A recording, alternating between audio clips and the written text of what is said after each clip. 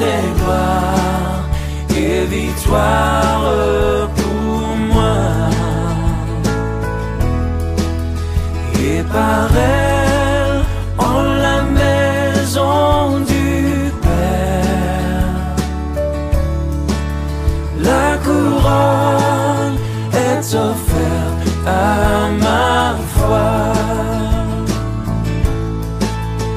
Et par elle, en la maison du Père, la couronne est offerte à ma foi.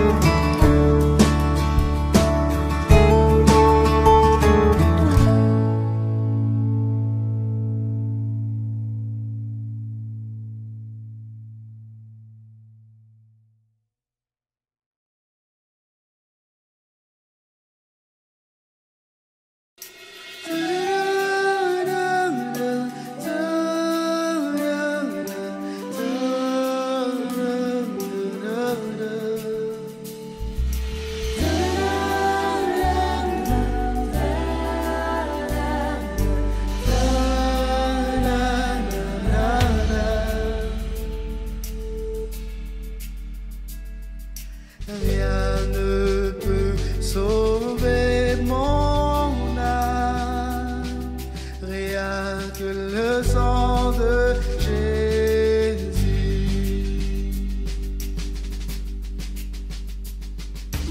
Pour elle, je ne réclame rien que le sang de Jésus.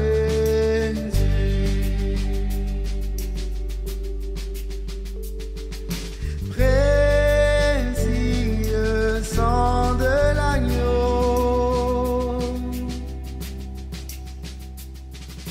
qui me donne un cœur nouveau.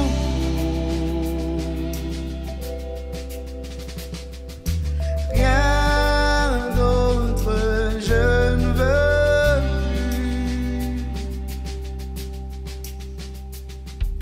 Rien que le sang de Jésus, rien que le sang de Jésus, rien que le sang de Jésus, rien que le sang de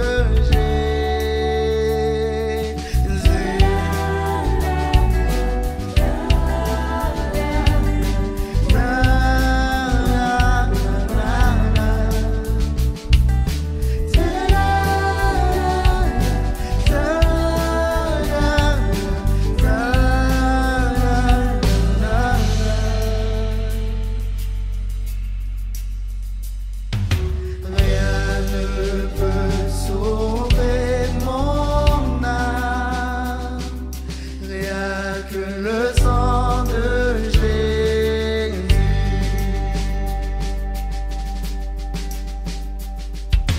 Pour elle, je ne réclame rien que le sang de Jésus.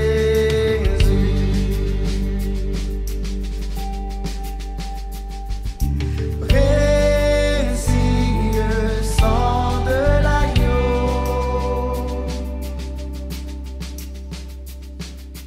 qui me donne un cœur nouveau.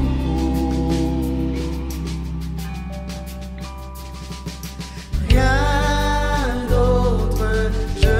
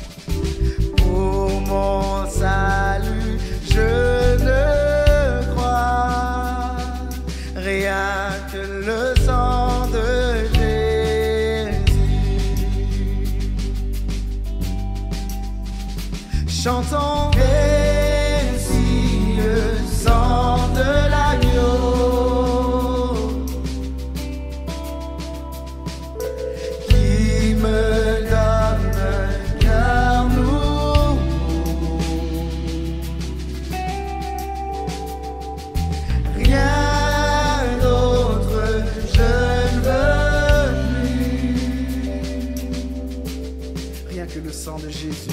Rien que le sang de Jésus.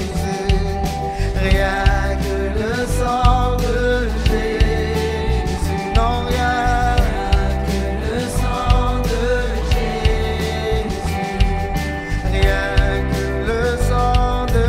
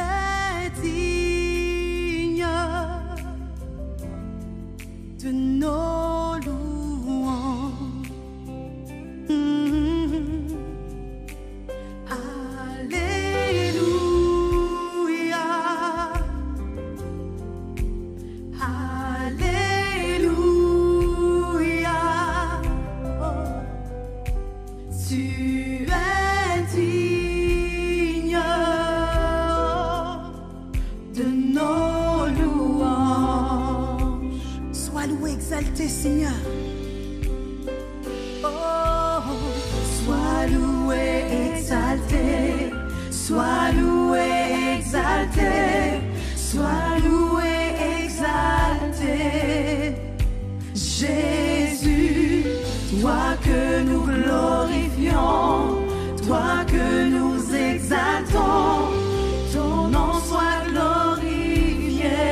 Sois loué, exalté, sois loué, exalté. Jésus, sois loué, exalté, sois loué, exalté.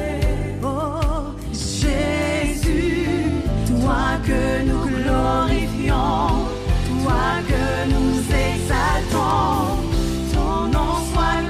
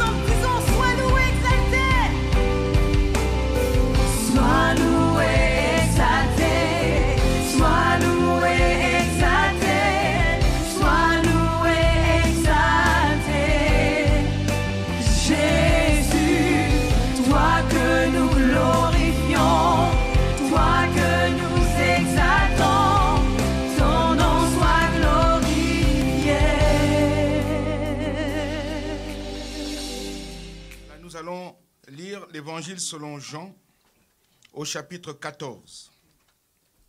S'il vous plaît. Jean chapitre 14.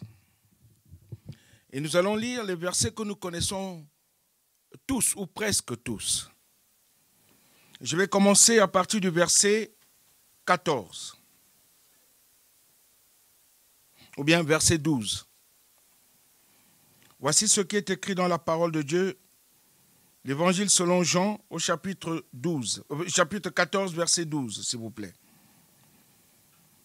En vérité, je vous le dis, celui qui croit en moi fera aussi les œuvres que je fais.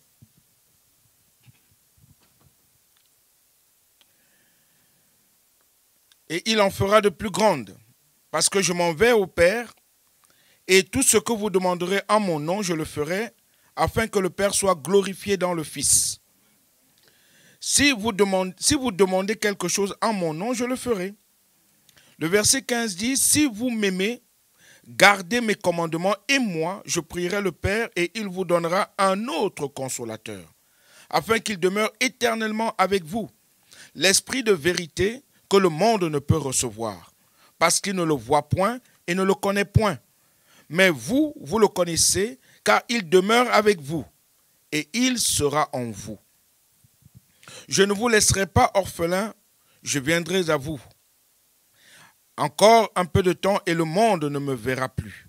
Mais vous me verrez, car je vis, et vous vivrez aussi.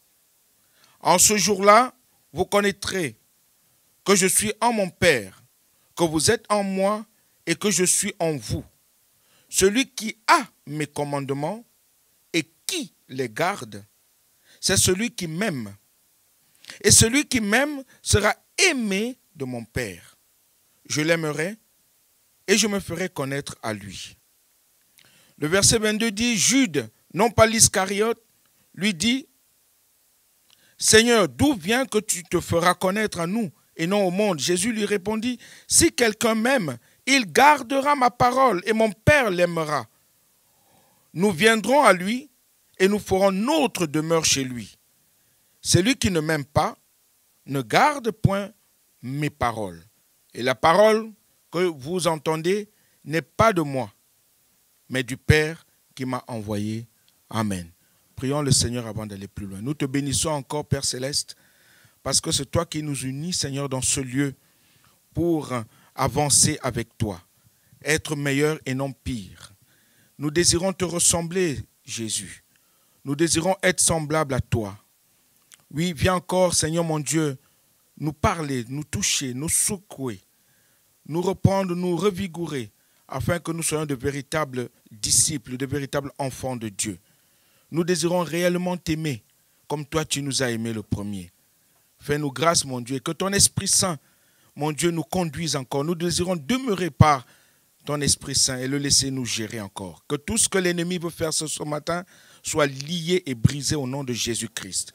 Seigneur, s'il veut boucher les oreilles, s'il veut boucher les cœurs et les pensées, alors nous lions cela afin que tous soyons ouverts et recevoir ta parole pleinement dans notre cœur au nom de Jésus-Christ. Amen. Amen. Asseyez-vous s'il vous plaît.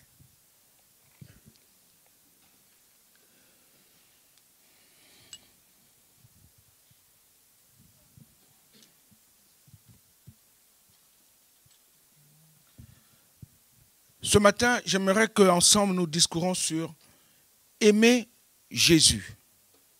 Aimer Jésus. Le verset 15 que nous avons lu nous dit, si vous m'aimez, gardez mes commandements. Et le verset 23 va plus loin en disant, c'est Jésus qui dit, Jésus lui répondit, si quelqu'un m'aime, il répond à Jude, il gardera ma parole. Et mon Père l'aimera, nous viendrons à lui et nous ferons notre demeure chez lui. Amen.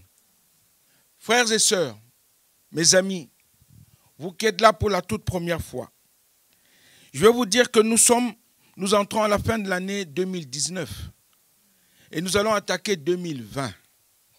La première question que j'aimerais poser avant d'aller plus loin est, est-ce que réellement nous aimons Jésus?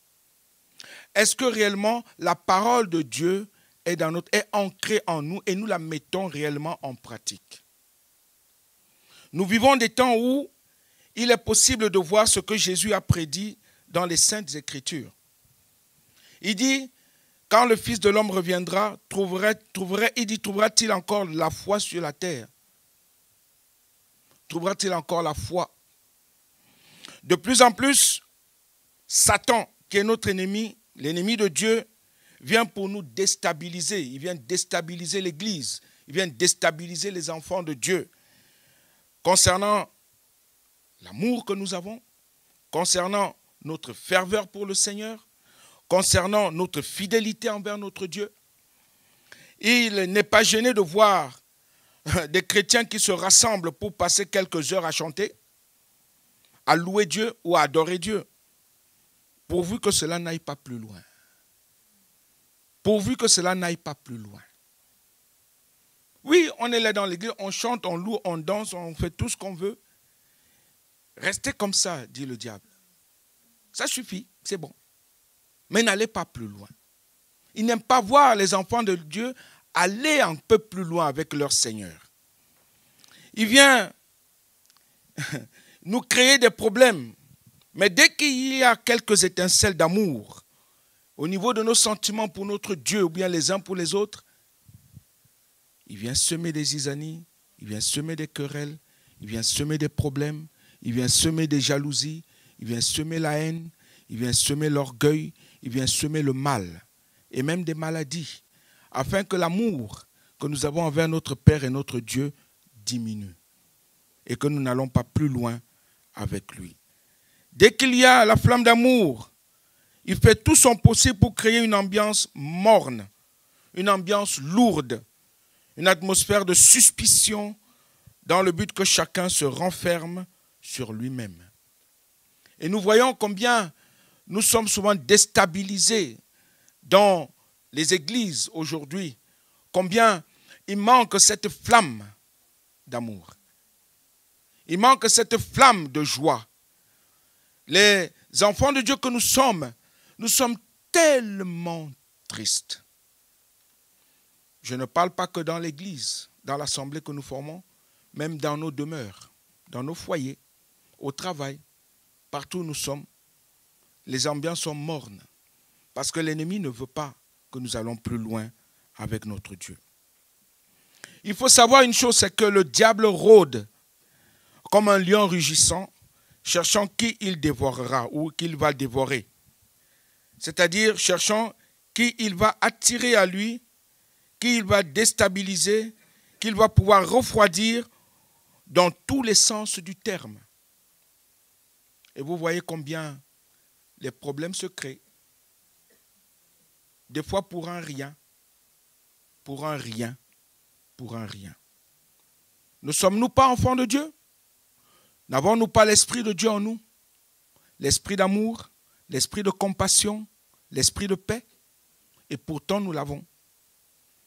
Mais parce que nous laissons des portes ouvertes, on va y arriver. Il y a des choses qui se passent. Il vient nous déstabiliser. Il va même pouvoir déloger notre communion intime et chaleureuse avec notre Dieu. Et vous voyez, les enfants de Dieu, les chrétiens, qui ne passent plus du temps dans la prière et qui n'arrivent même plus à louer leur Dieu, que ce soit à la maison ou ailleurs, même ouvrir la Bible et lire. On voit des chrétiens qui n'ont plus le temps de passer du temps à méditer la parole de Dieu. Ils ont quelques minutes seulement pour prier, pour chanter, et ils n'ont plus le temps, ne serait-ce qu'une heure, à passer devant leur Dieu et leur Père et notre Père à tous. Le diable est là pour que nous n'en fassions pas trop pour le Seigneur. Parce qu'il sait que si nous faisons un peu plus, nous devenons toujours plus que vainqueurs. Regardez vous-même.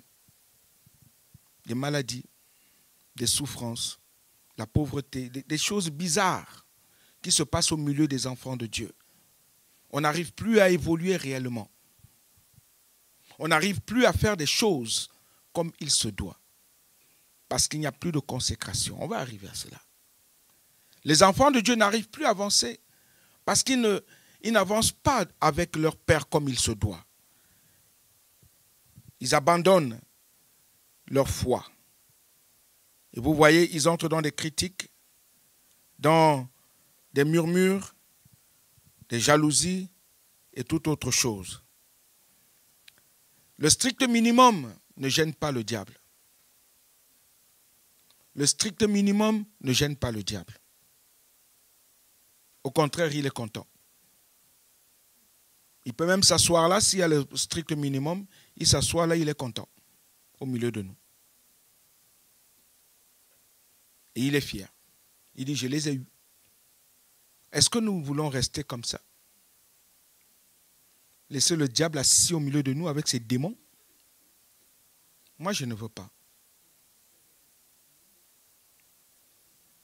On peut dire au nom de Jésus autant qu'on veut. Mais si nous laissons des portes ouvertes, on va arriver, hein?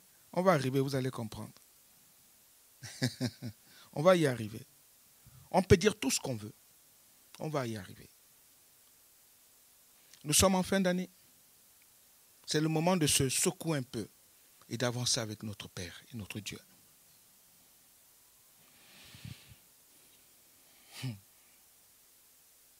Mais dès que cela implique une petite consécration totale,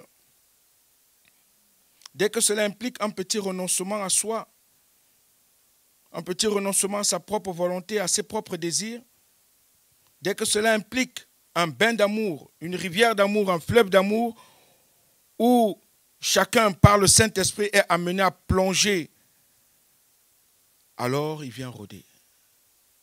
Il vient rôder. Il vient rugir. Il vient inspirer. Il vient attirer. Il vient tenter. Il vient décourager. Il vient endormir.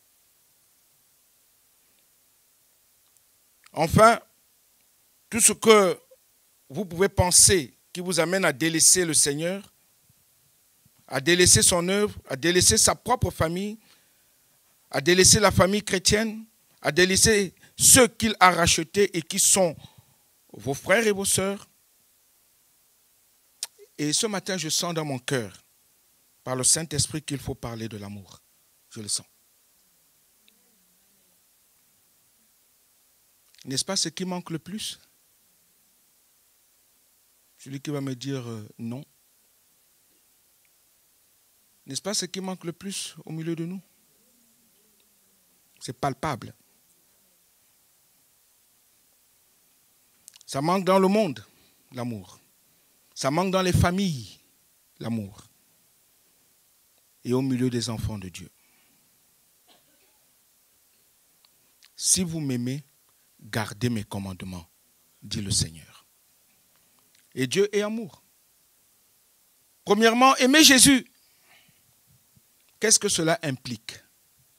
Ça implique premièrement le renoncement à soi-même. C'est de mourir. Ce n'est plus moi qui vis, c'est Christ qui vit en moi. Ça veut dire que tout en moi doit glorifier celui en qui j'appartiens. Ça veut dire que mes pensées doivent être les pensées du Saint-Esprit. Pourquoi? Parce que le Saint-Esprit vit et habite en moi. Ça veut dire que je dois calquer tout ce qu'il est et ce qu'il fait. Ce n'est plus moi qui vis. C'est Jésus-Christ qui vit en moi. Galates, que nous connaissons tous, chapitre 5, verset 19, nous dit, les œuvres de la chair sont évidentes. Et elles sont là. Elles sont là. Mais quand nous lisons ce chapitre 5, un peu plus loin au verset 24 à 26, il dit, ceux qui sont à Jésus-Christ ont fait quoi? Ils ont crucifié ceux qui sont à Jésus-Christ. Ont crucifié la chair avec ses passions et ses désirs. Le renoncement. il faut, je reviens toujours dessus, il faut un réel métanoïa, c'est-à-dire une repentance authentique.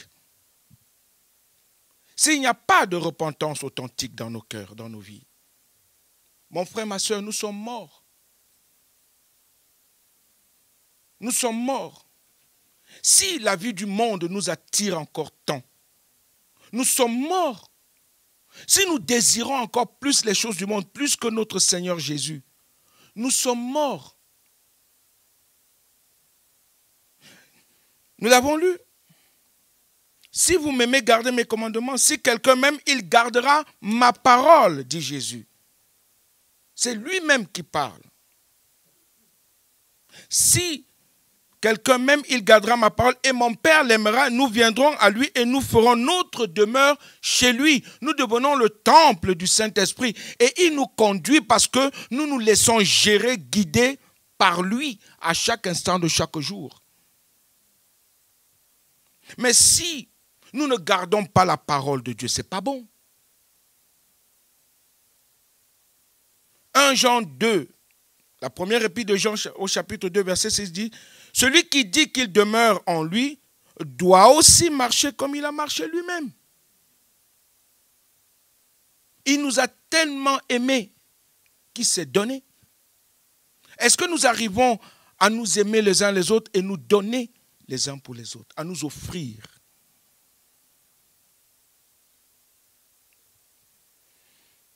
C'est l'apôtre Paul aussi qui parle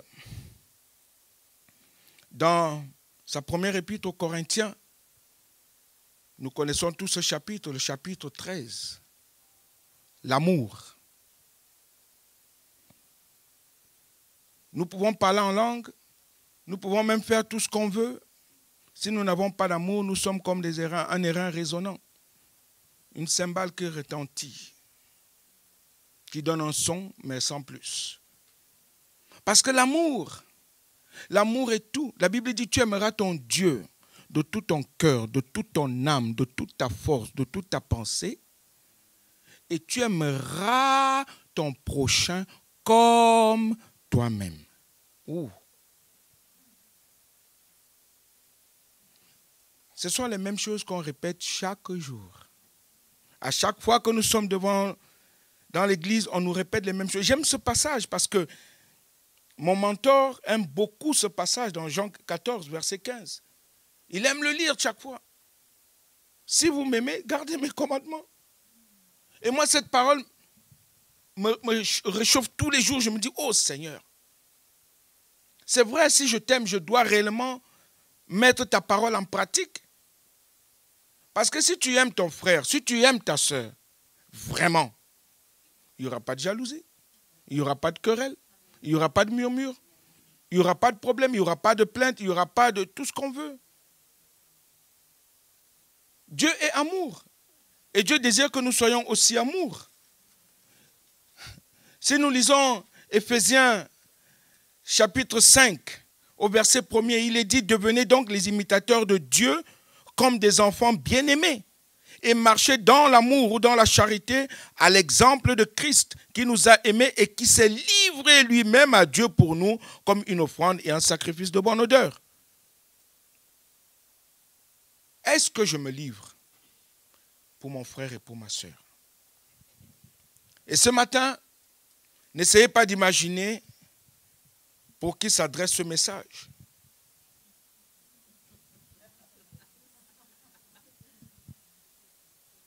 Parce que je vois un peu d'autres qui disent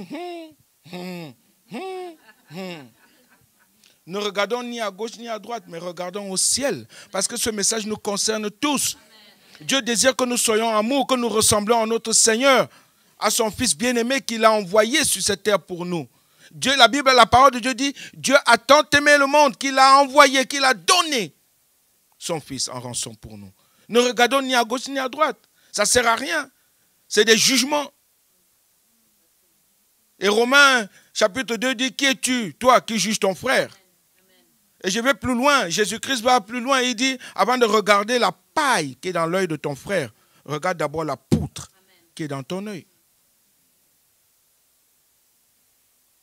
Alléluia. Alléluia. Oui, n'essayons pas d'imaginer pour qui s'adresse ce message. Ce message s'adresse à tous, sans exception. À tous les enfants de Dieu. Il ne faut pas oublier que c'est l'un des messages de l'Apocalypse. Il dit, ce que j'ai contre toi, c'est que tu as abandonné ton premier amour. Ce que j'ai contre toi, c'est que tu as abandonné ton premier amour. Tu as abandonné ton zèle. Tu as abandonné ta ferveur pour ton Dieu. Est-ce que cette flamme brille encore sur toi et en toi? Est-ce que tu désires encore tant le Seigneur? Est-ce que tu l'aimes vraiment? Est-ce que tu fais tout pour ton Dieu? Ce n'est pas pour te faire valoriser devant les autres, mais c'est ce que tu as dans ton cœur pour lui qui compte. Alléluia. Peut-être êtes-vous surpris comme moi, je l'ai été en relisant la Bible. Et à chaque fois que je relis la Bible, je me dis, mais Dieu est vraiment merveilleux. Il nous aime, notre Père. Il nous demande juste une seule chose. Aime-moi et fais ma volonté.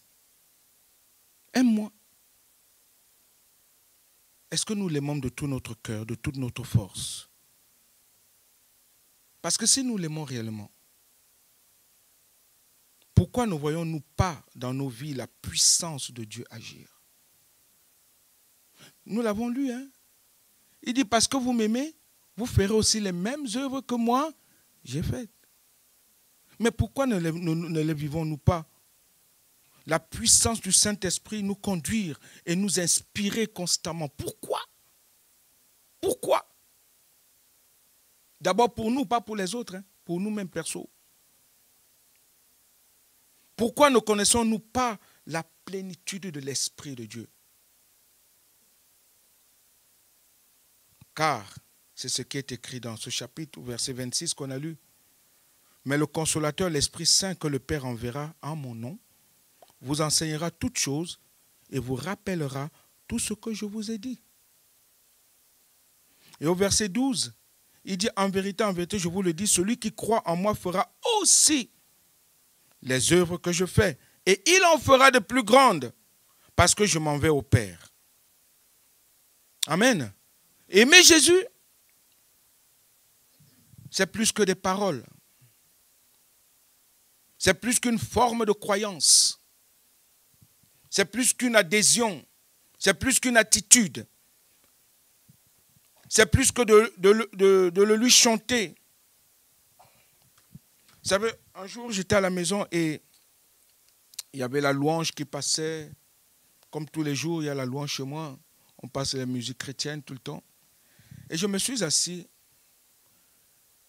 J'ai dit, Seigneur, je ne comprends pas. Là, on est en train d'écouter la louange, ça adoucit les cœurs, ça adoucit les mœurs et tout. Mais nous sommes exactement comme Saül. Quand David venait chanter avec la harpe, ça adoucissait son cœur. Le démon partait. Mais dès qu'on arrête la louange et toutes ces choses-là, les bêtises recommencent. Pourquoi? Pourquoi? La consécration. Ça ne suffit pas seulement d'écouter ou de chanter. Il faut une réelle consécration, une réelle métanoïa, une repentance authentique. Amen. Amen. Si je dis à mon épouse que je l'aime, si je dis à mes enfants, je vous aime, et que je ne leur montre pas l'évidence de cet amour, ça me sert à quoi de dire que j'ai des enfants? Et ça me sert à quoi de dire que j'ai une épouse? Parce que je dois les aimer. C'est Dieu qui me les a donnés. Et je dois leur témoigner ce que j'ai pour eux. Si je suis marié, c'est que j'aime ma femme. Et si j'ai des enfants, c'est que j'aime ma femme et mes enfants. Parce que c'est Dieu qui me les a donnés. Donc je dois leur témoigner cela. Et avec notre Dieu, c'est comment? Avec notre Dieu, c'est comment? Si nous disons que nous aimons le Seigneur, alors que notre vie doit être la preuve que nous l'aimons, nos actions, nos paroles, nos faits et gestes, nos attitudes, tout doit démontrer que nous aimons Dieu. Tout. En quelque lieu nous pouvons être. Le fait d'être dans l'église, d'apporter la dîme, même la plus grosse dîme, la plus grosse offrande qu'on veut. Notre participation dans l'église n'est pas forcément la preuve de notre amour pour notre Dieu.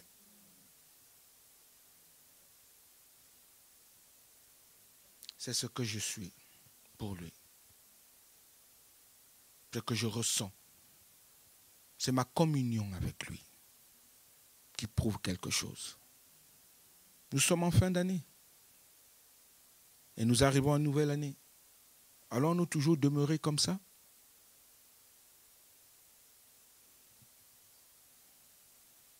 Il y a plus. Et Jésus nous le montre dans ce texte que nous avons lu aux 5 fois. Il dira, si quelqu'un m'aime, si quelqu'un m'aime. Au verset 15, au verset 21, au verset 23, au verset 24, il montre que c'est plus que des mots.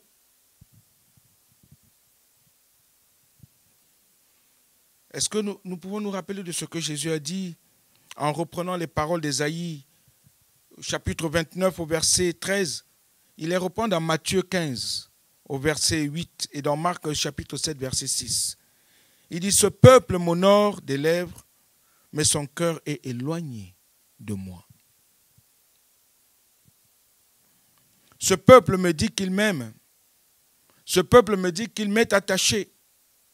Mais il se comporte, il agit comme si j'étais absent dans sa vie. » Pourquoi nous mordons-nous? Nous provoquons-nous les uns les autres? Pourquoi nous haïssons-nous? Je vais prendre ce mot, il est très dur, il est très lourd. Haïr. Et je vais même encore prendre un autre qui est encore pire que celui-là. Pourquoi méprisons-nous Dieu en nous méprisant les uns les autres? Pourquoi? C'est pour choquer un peu nos cœurs ce matin. Afin que cette année qui finit, nous puissions vraiment nous remettre devant notre Père et notre Dieu et dire, Père, on a besoin de toi. Je veux apprendre vraiment à t'aimer, à te connaître comme toi tu me connais. Si vous m'aimez vraiment, alors vous faites ce que je vous dis. Je dois faire la volonté de Dieu.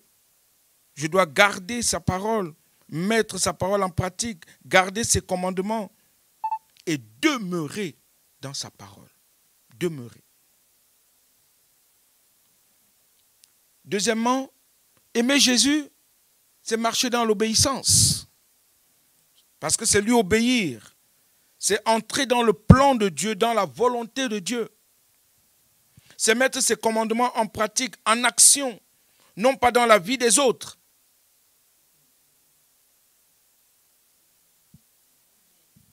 Non pas dans la vie des autres, mais dans ma vie. C'est ce que Dieu nous demande. Nous jugeons trop vite.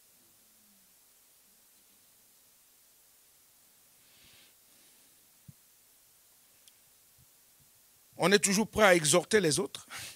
Ça, je n'ai jamais compris ça, toujours. À reprendre des autres. Mais il faut commencer par soi-même. Parce que Dieu nous reprend dans sa parole quand nous la méditons. Il dit, regarde un peu ton cœur, comment il est. Tu as vu? Aujourd'hui, tu as menti. Tiens, regarde, aujourd'hui, tu as volé dans ta pensée. Aujourd'hui, tu as médit. Ah, Seigneur, c'est vrai. Dieu te reprend. Dieu te reprend. Avant d'aller dire à l'autre, oh, mon frère, ma soeur, je voudrais te parler. Dieu m'a dit, pardon, arrête ça.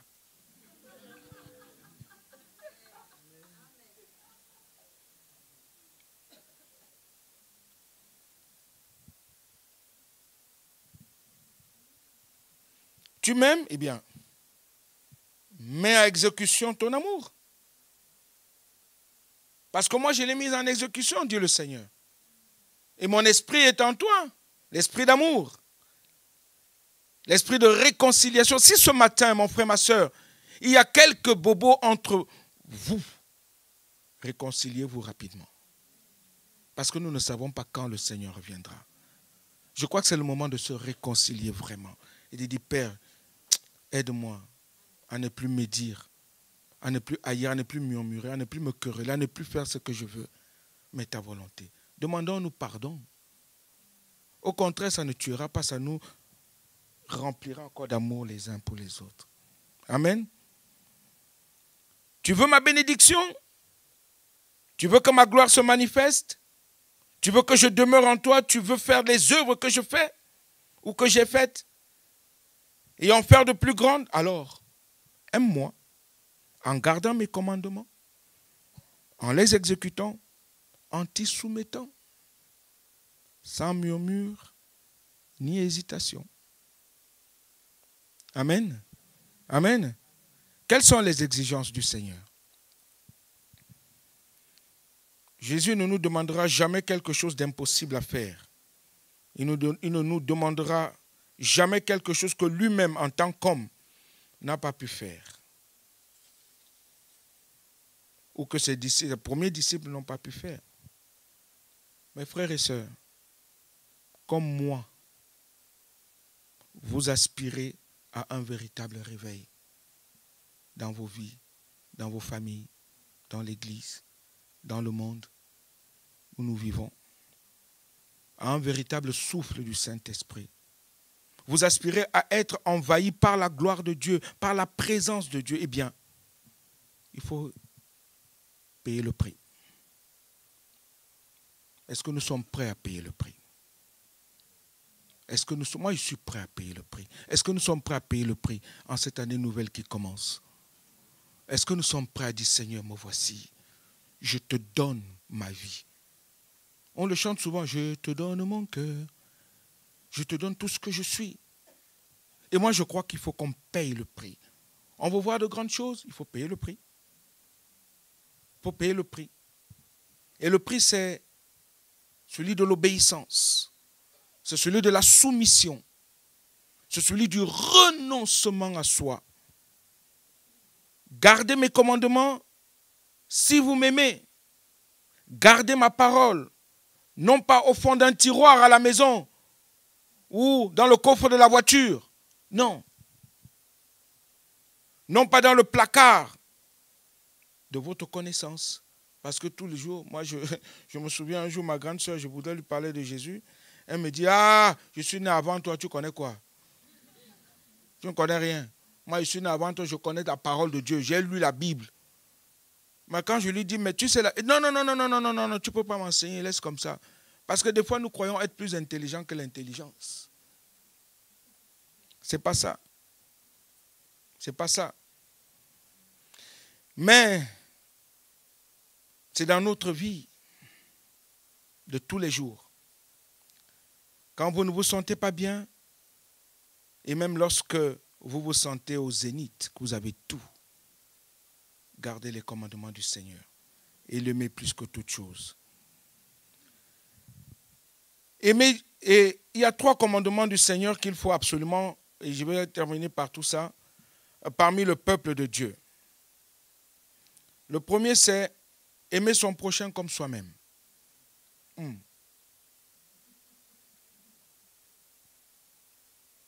Si je m'aime, je ne ferai jamais à l'autre ce que je n'aimerais pas qu'on me fasse. Amen. C'est-à-dire, ne pas permettre à l'ennemi de jeter de l'ivraie dans mon cœur.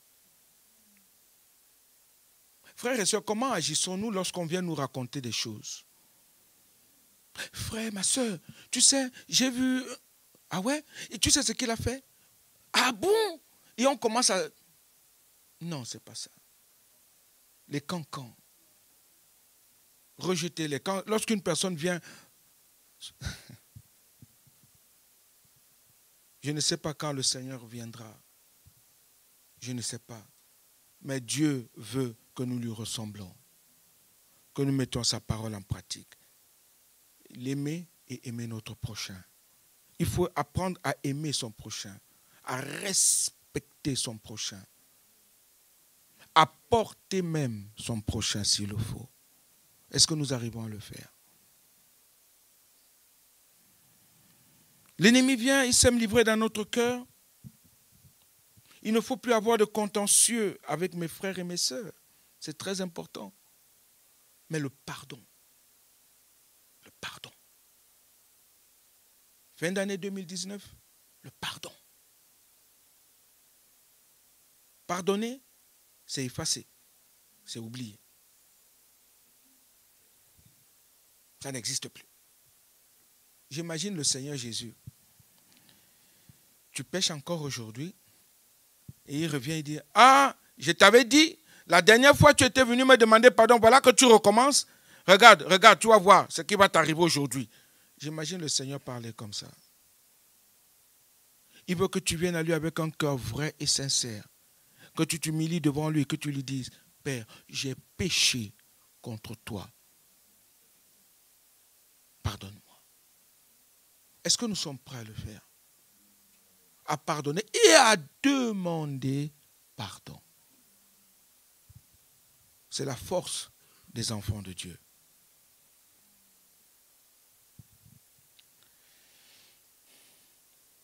Ne plus avoir de différends, ne plus se laisser séparer de mon frère et de ma sœur, mais d'être unis ensemble. Je disais à quelques frères ce matin, et même depuis hier, je disais, la véritable force des enfants de Dieu, c'est que nous sommes, c'est notre unité.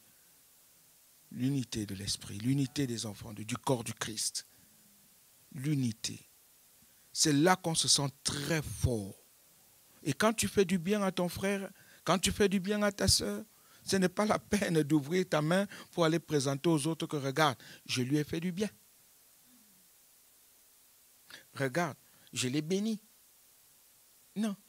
Garde-le pour toi et ton Père qui voit ton cœur dans le secret te le rendra au centuple. Parce qu'il voit que tu le fais de bon cœur et avec joie et avec amour. Mais quand tu commences à dire, ah, lui là, je lui ai fait, et il me regardait comme, non. Dieu dit lui-même, à moi la vengeance, à moi la rétribution. Alors,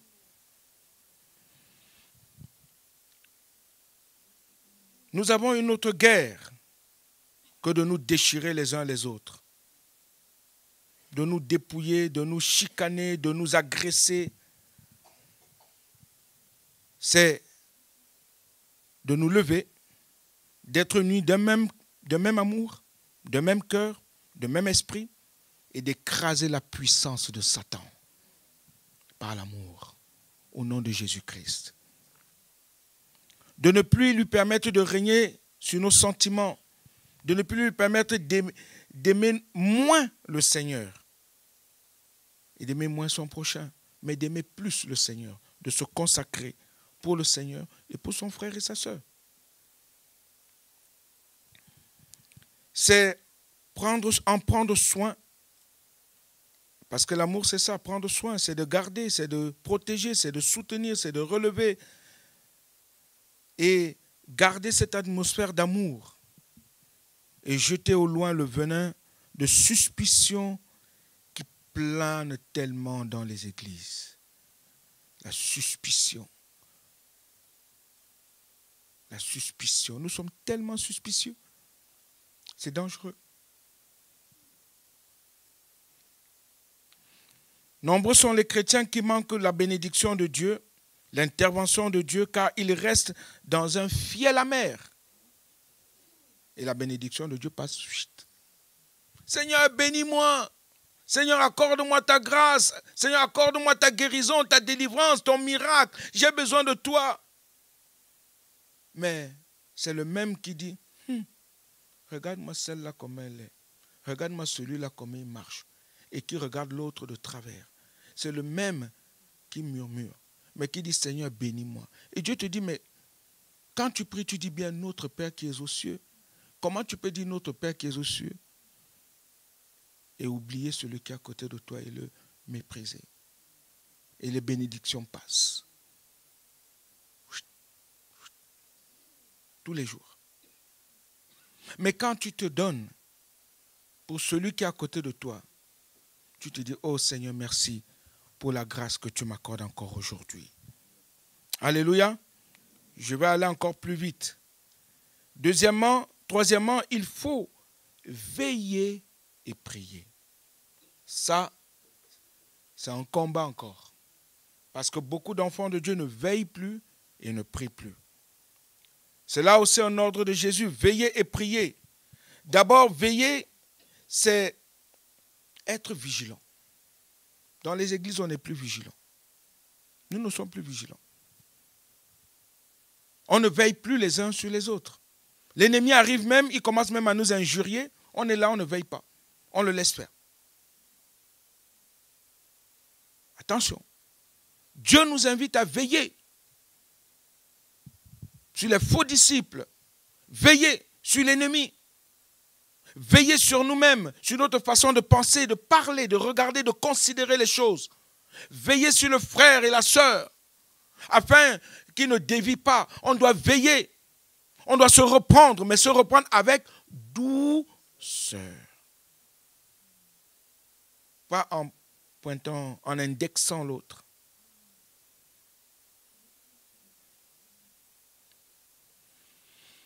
Parce que le diable, dès qu'il trouve une petite faille, un petit grain de sable d'orgueil, d'indépendance, de révolte, d'insoumission, de désaccord, de susceptibilité, il frappe. Il frappe. Oui, mes frères et sœurs, ouvrons les yeux, veillons. Veillons sur le pasteur, veillons sur sa famille, prions pour les serviteurs de Dieu. Prions pour leur famille, pleurons, gémissons, jeûnons pour eux, jeûnons les uns pour les autres. Quand on a un problème, prions, aidons, fortifions-nous les uns les autres. On ne se connaît pas assez. Apprenons à nous connaître, apprenons à nous fréquenter, à prier ensemble, à jeûner ensemble, à pleurer ensemble, à se fortifier les uns les autres. Et nous serons bénis. Veiller. Veiller, c'est être sur ses gardes. C'est se tenir en tant que protecteur. C'est préparer sa défense. De ne pas penser que nous sommes assez forts pour nous en sortir tout seuls. C'est pourquoi nous sommes le corps du Christ. Nous sommes unis en lui. Amen. Prier, c'est ce qui nous permettra de remporter la victoire sur nous-mêmes, sur nos tendances, sur notre nature, sur notre vie, notre inconstance. Prier chez soi, prier dans la chambre secrète, mais prier aussi avec les frères et les sœurs. Jésus, maintes fois, a exhorté et nous exhorte encore aujourd'hui à prier. L'apôtre Paul va plus loin, il dit prier sans cesse. Prier sans cesse.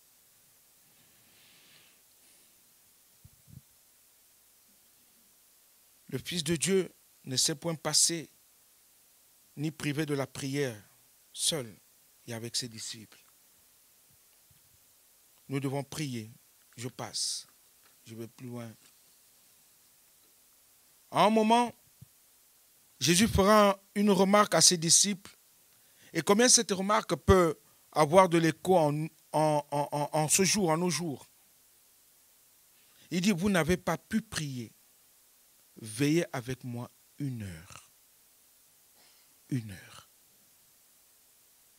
Que l'Esprit de Dieu puisse susciter des hommes et des femmes qui vont aimer leur Seigneur en venant prier, intercéder, lutter, prendre la victoire. Nous ne passons pas assez de temps dans la prière ensemble. Nous ne luttons pas assez ensemble. Mais le gros problème, c'est quoi?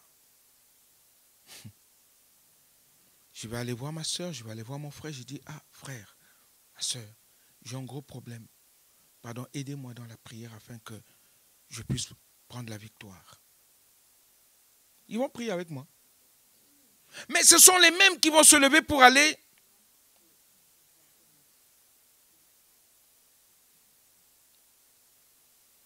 Aïe, c'est pas bon. C'est pas bon. C'est pas bon.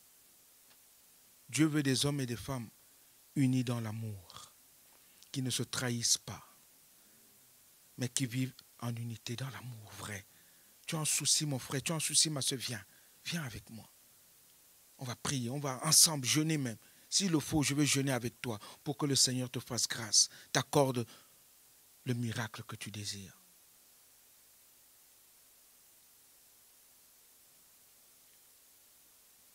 J'arrête là et je vais plus loin.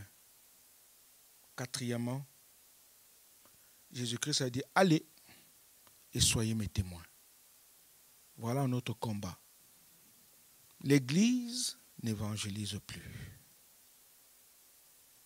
Alors que chaque jour, chaque dimanche, on met des invitations à l'entrée pour que nous en prenions autant pour évangéliser. L'Église n'évangélise plus.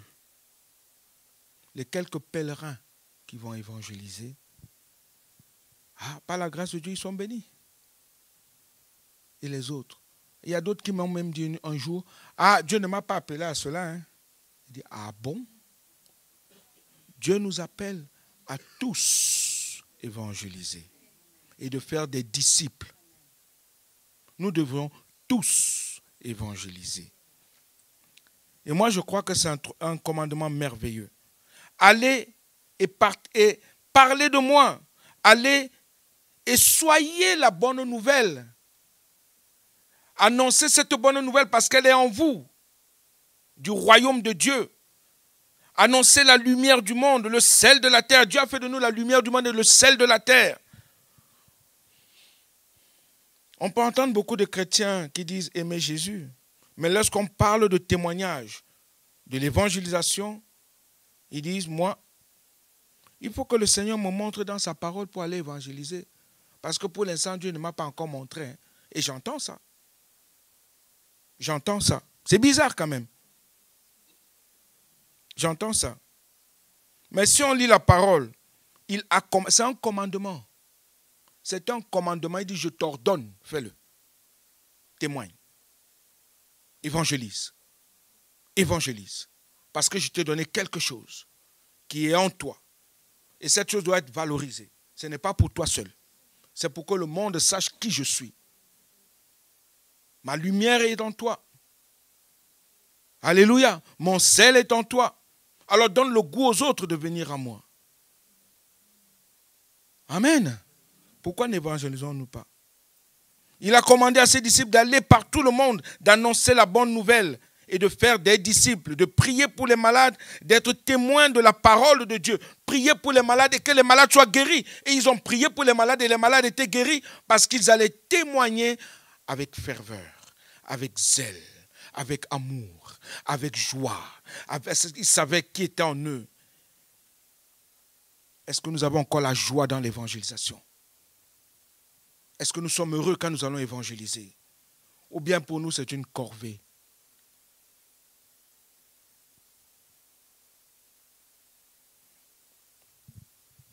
Est-ce que nous sommes les ambassadeurs de Jésus-Christ réellement? Est-ce que nous le représentons bien? Est-ce que nous sommes reconnus pour avoir été avec lui? Est-ce que nous sommes concernés par les actions d'évangélisation? Ou bien notre amour baisse-t-il aussi dans ce domaine-là? Je suis fatigué aujourd'hui, je ne peux pas sortir. Un petit témoignage. Dans mon quartier, j'ai dit à mon fils, tiens, je vais évangéliser. Il dit, papa, je viens avec toi. Je dis, bien, on y va. Seigneur, bénis-nous, guide-nous dans l'évangélisation. On sort. On commence à évangéliser dans le quartier, on faisait de porte à porte avec mon fils. On arrive quelque part dans le quartier. On voit un monsieur qui voit mon fils en train d'aller mettre quelque chose dans la boîte aux lettres. Il dit, wow, qu'est-ce que tu fais, jeune homme?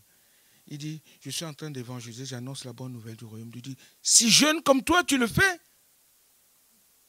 Il dit, oui. Et là, le monsieur vient vers moi parce qu'il m'a vu. On a commencé à lui parler de Jésus. J'ai dit, Seigneur, tu viens de faire quelque chose de merveilleux. il a vu un jeune homme. Au lieu d'être devant sa PlayStation, ou d'être devant son téléphone, mais il était dehors, en train, Seigneur mon Dieu, d'être ton ambassadeur. Il a commencé à toucher le cœur d'un musulman.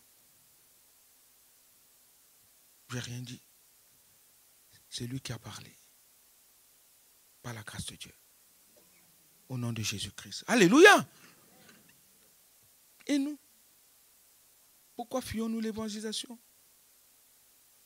Il a dit lui-même, je serai avec vous tous les jours jusqu'à la fin du monde. Il ne nous laissera jamais seuls. Pourquoi avons-nous peur d'aller évangéliser?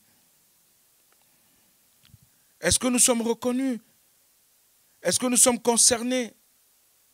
Est-ce que notre amour a baissé? Une église qui ne prie plus, qui n'évangélise plus, est une église qui est à la merci de Satan, est une église qui est morte. J'ai besoin d'évangélistes. Qui est évangéliste ici? J'ai besoin d'une église évangéliste. J'ai besoin d'une église qui se lève et qui dit non, je veux avancer, combattre pour mon Seigneur, pour le royaume de mon Père. Est-ce que nous croyons que nous sommes du royaume céleste? Si vous croyez que vous êtes du royaume céleste, frères et sœurs, ce matin nous allons tous nous lever comme un seul homme et dire, Père, nous voici. Nous ne désirons plus rester comme nous étions. Nous voulons être de véritables ambassadeurs au nom de Jésus-Christ. Est-ce que c'est notre cas ce matin? Je dois terminer. L'onction de Jésus-Christ repose sur ceux qui l'aiment. L'onction de Jésus-Christ repose sur ceux qui l'aiment, sur ceux qui prient, qui ne se le relâchent point, qui veillent, et sur ceux qui vont porter la bonne nouvelle. C'est quelque chose d'indéniable. L'onction du Saint-Esprit est sur eux. Est-il sur vous? La présence de Dieu, de Jésus, est en eux. Est-elle sur vous? Le verset 16 que nous avons lu dit, le consolateur vient, il demeure éternellement avec vous. Le verset 23, il dit, nous viendrons à lui et nous ferons notre demeure chez lui. Est-ce que le Saint-Esprit demeure en nous toujours? Ou bien il nous regarde, il dit, Seigneur, il dit, aïe, aïe, aïe, j'ai besoin d'eux. Mais pourquoi me tourne-t-il le dos? Pourquoi regarde-t-elle ailleurs? Je suis là, aie confiance. Viens à moi tel que tu es. Qu'est-ce qui t'empêche de pouvoir goûter à ma bénédiction? Qu'est-ce qui t'empêche d'entrer dans ta bénédiction que moi j'ai préparée d'avance pour toi? Qu'est-ce qui t'empêche de recevoir de grandes choses et de faire de grandes choses avec moi? Qu'est-ce qui t'empêche de te consacrer? Qu'est-ce qui t'empêche de renoncer à toi-même? Qu'est-ce qui t'empêche de pouvoir vivre une réelle métanoïa, une repentance authentique? Ce matin, si ce message t'a touché, est-ce qu'on peut baisser nos têtes, s'il vous plaît?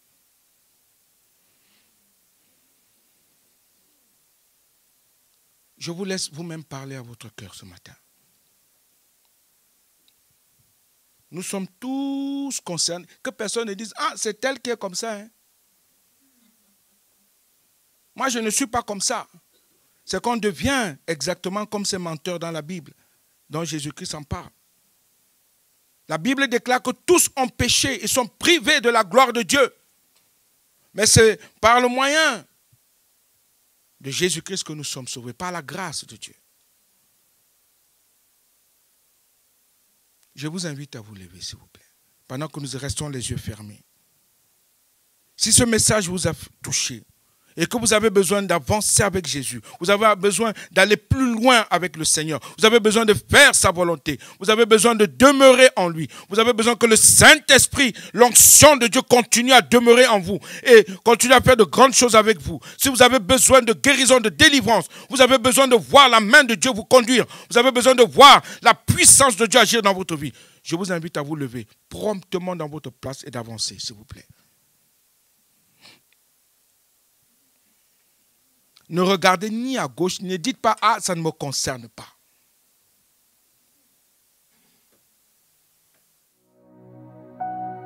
Alléluia, mon Dieu règne. Alléluia, mon Dieu règne. Alléluia, mon Dieu règne. Tous les jours de ma vie. Alléluia. Tous les jours de ma vie. Alléluia.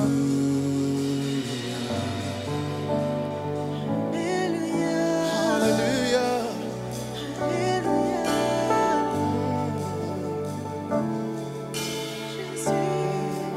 Oui, toi seul est digne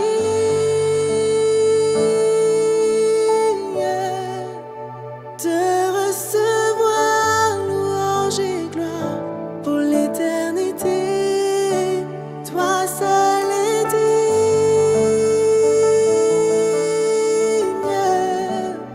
de recevoir louange et gloire pour l'éternité.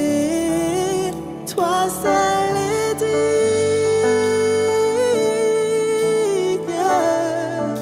et de recevoir louange et gloire pour l'éternité. Toi seul est digne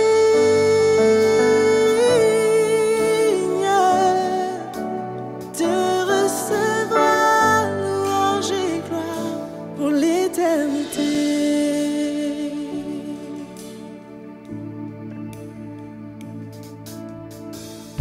L'immensité de ta grandeur me montre que je ne suis rien. Et quand tu façonnais la terre, j'étais déjà près de ton cœur. Tu m'aimais avant que je sois, et pour moi tu as tout donné. Toi seul pouvais me libérer. C'est pourquoi je veux t'adorer. Et toi seul est digne, toi seul, Seigneur, De recevoir louange et gloire. pour l'éternité. Toi seul est digne de recevoir louange et gloire. pour l'éternité. Ah oui, chantons ensemble, dans ta présence. Dans ta présence, ta présence, je me tiens. Tu as ce dont j'ai besoin. Oh, la vie et le bonheur sont dans tes parvis. Sont dans tes paviments. Alors chante-le, toi seul. Oui, toi seul digne, Seigneur, de recevoir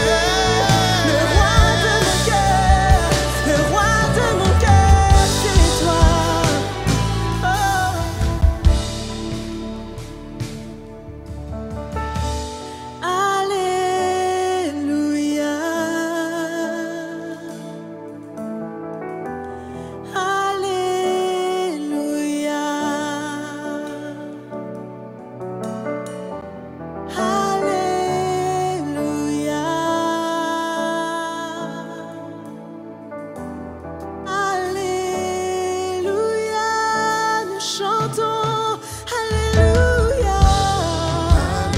De tous nos cœurs, nous faisons monter vers toi, Seigneur. Alléluia.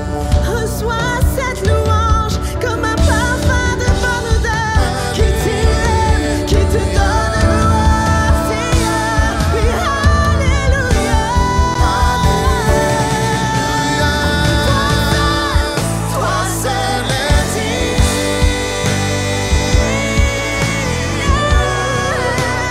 de recevoir louange et gloire pour l'éternité. Toi seul est digne, Car tu as tout donné pour moi, oui, Seigneur. de recevoir louange et gloire. Oh, chante-le encore. Toi seul, oui, toi seul est digne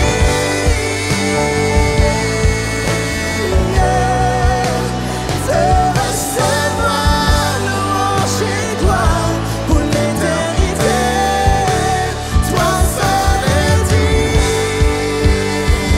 de recevoir la louange. recevoir louange et gloire pour l'éternité.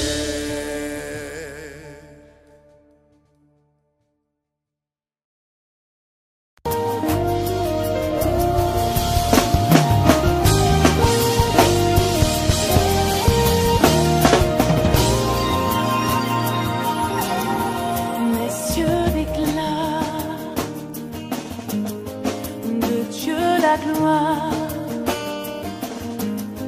et tous ici-bas viendront louer, chanter ses merveilles.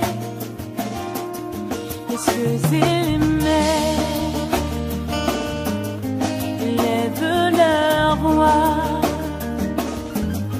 et tout ici-bas proclamera le seul roi des rois.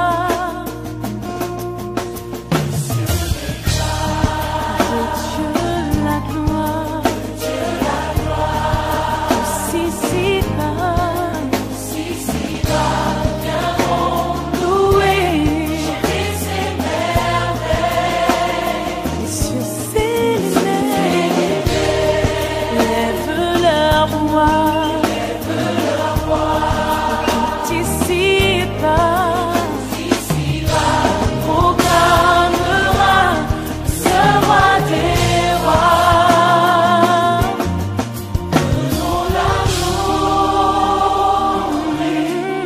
Venons l'adorer, Jésus-Christ, le Seigneur. Venons contempler. Venons à ses pieds. Venons à ses Jésus-Christ, le Seigneur. Roi de l'infini, tu vas revenir. Et bien que la terre passera, tu subsisteras. Oh, tu vas revenir.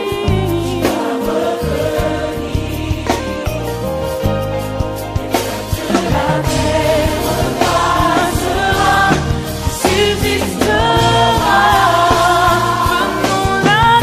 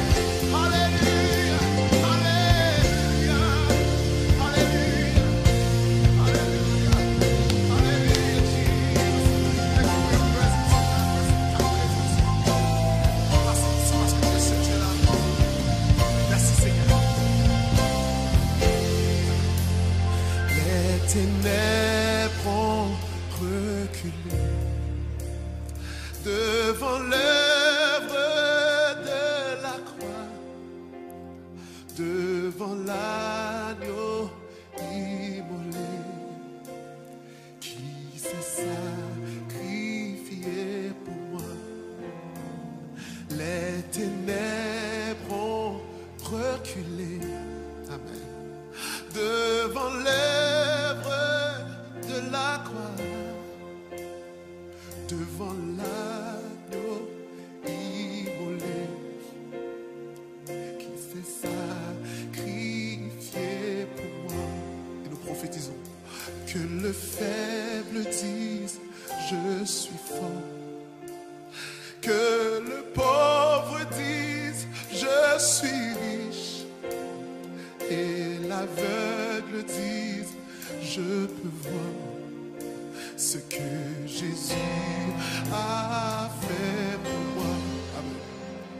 Je dis que le faible dise je suis fort, que le pauvre dise je suis riche, et que l'aveugle dise je peux voir ce que Jésus a fait pour moi. C'est ça que ça dit. Hosanna, Hosanna à l'agneau immolé. Hosanna, Hosanna, Jésus est ressuscité. Amen. Hosanna, Hosanna à l'agneau. Alléluia, Alléluia. Hosanna, Hosanna. Jésus est ressuscité. Hosanna, Hosanna, Hosanna, Hosanna à l'agneau immolé. Hosanna, Alléluia. Jésus est ressuscité. Vous savez ce que on m'a fait comprendre à travers ce chant, c'est que les paroles disent que le faible dit je suis fort, que le pauvre dit je suis riche, que l'aveugle dit je peux voir ce que Jésus a fait pour moi. Et il m'a fait comprendre que Jésus était dans le tombeau, mort, mais il n'est pas resté dans cet état-là. Et je prophétise sur vos vies que vous n'allez pas rester dans l'état où vous êtes aujourd'hui, mais que le faible dit je suis fort, que le pauvre dit je suis riche, que l'aveugle dit je peux voir, car Jésus a fait quelque chose de merveilleux dans nos vies. Et ce soir, en ce moment, en cette minute, en cette seconde, on veut proclamer ce que Jésus a fait.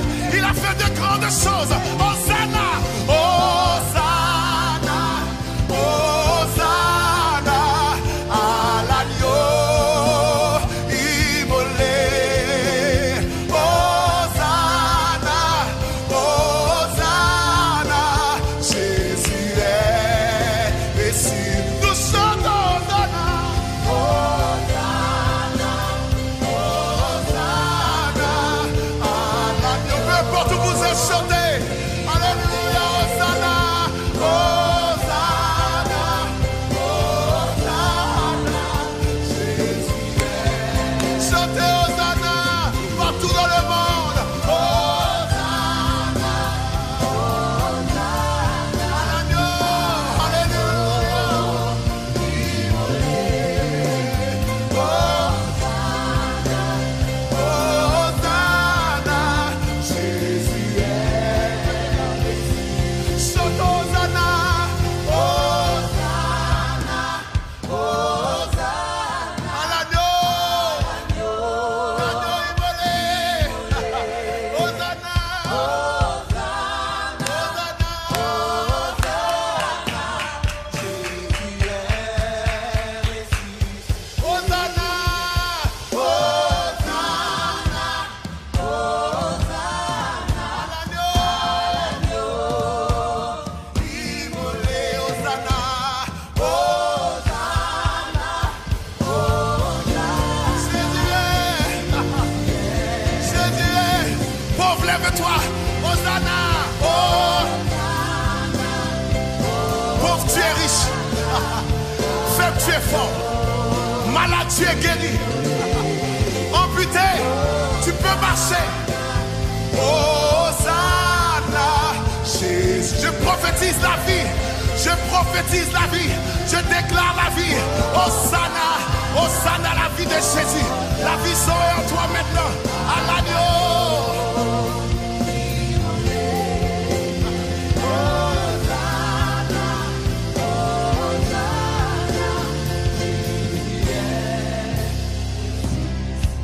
Maintenant, proclame-le très fort. Hosanna. Hosanna. À l'agneau.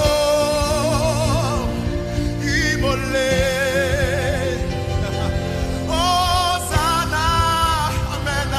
Hosanna, Jésus est ressuscité. Amen.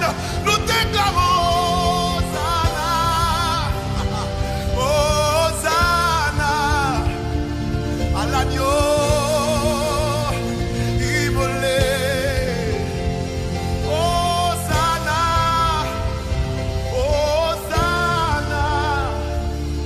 Jésus est ressuscité. Jésus est ressuscité. Jésus